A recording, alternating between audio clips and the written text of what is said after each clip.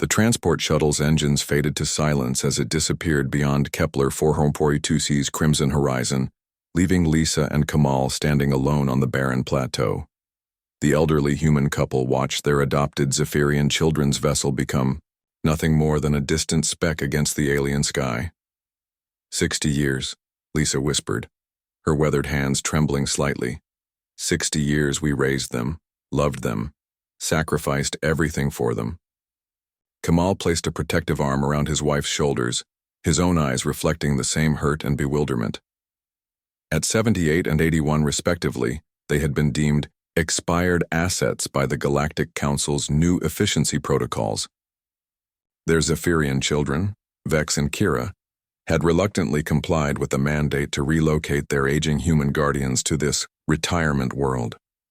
The planet stretched endlessly around them, rust-colored stone formations jutting from crystalline sand, twin suns casting long shadows that seemed to whisper of abandonment. A modest shelter had been constructed nearby, along with basic supplies, meant to last perhaps a year. The message was clear. This was where humans came to die quietly, without burdening the galaxy's more productive species.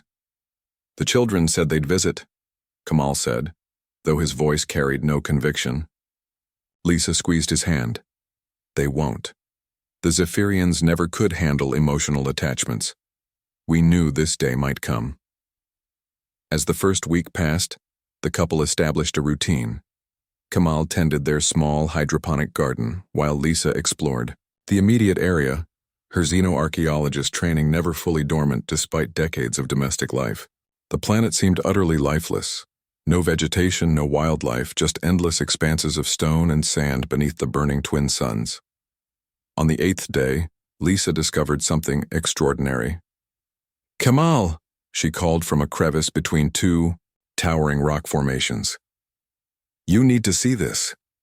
Hidden within the stone walls were markings, not Zephyrian, not from any known galactic civilization.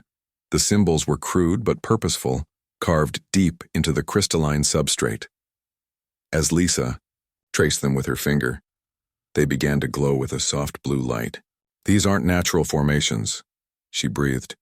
"Someone was here before. Someone human."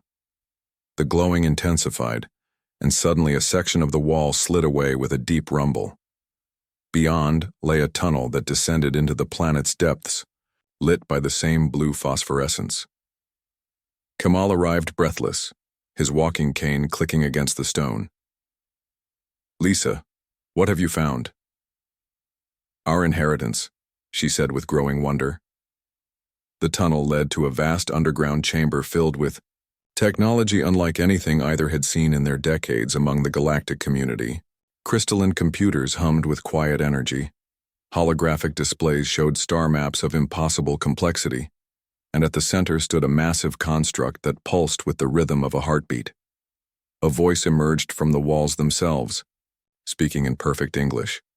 "Welcome, descendants, we have been waiting."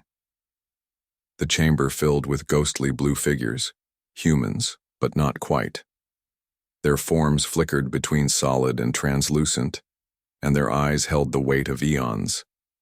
"Who are you?" Lisa asked, her scientific mind overriding her fear. "We are the first wave," the lead figure replied. "Humanity's earliest explorers, sent out before the other species discovered us. We found this place 1,000 years ago and chose to become something more, guardians of humanity's true potential." The figure gestured to the central construct. "This is why the other species fear us, why they seek to marginalize and discard us. Human consciousness, when properly channeled, can transcend physical limitations.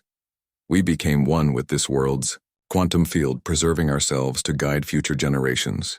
Kamal leaned heavily on his cane, overwhelmed. "But we're old, forgotten. Our own children abandoned us." "Because they fear what you represent," another figure interjected. "Human resilience, human love, human refusal to accept limitations. The Zephyrians raised you to be docile, but they could never understand that humans grow stronger through adversity, not weaker."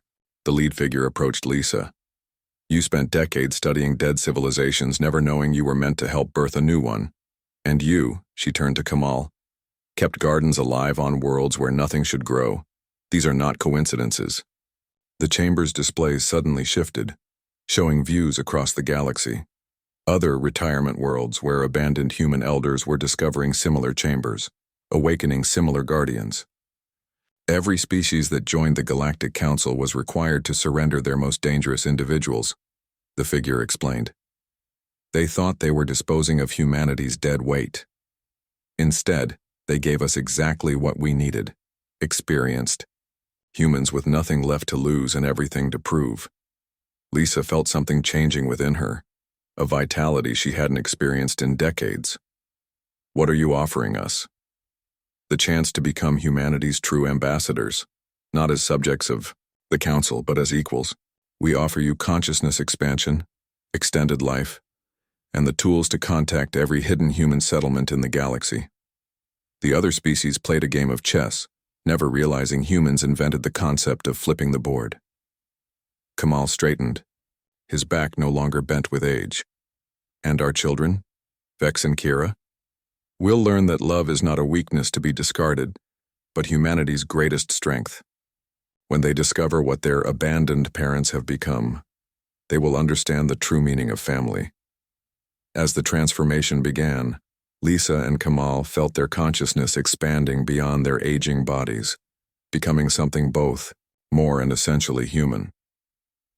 Across the galaxy, similar awakenings were occurring as humanity's discarded elders discovered their true inheritance, not abandonment, but ascension.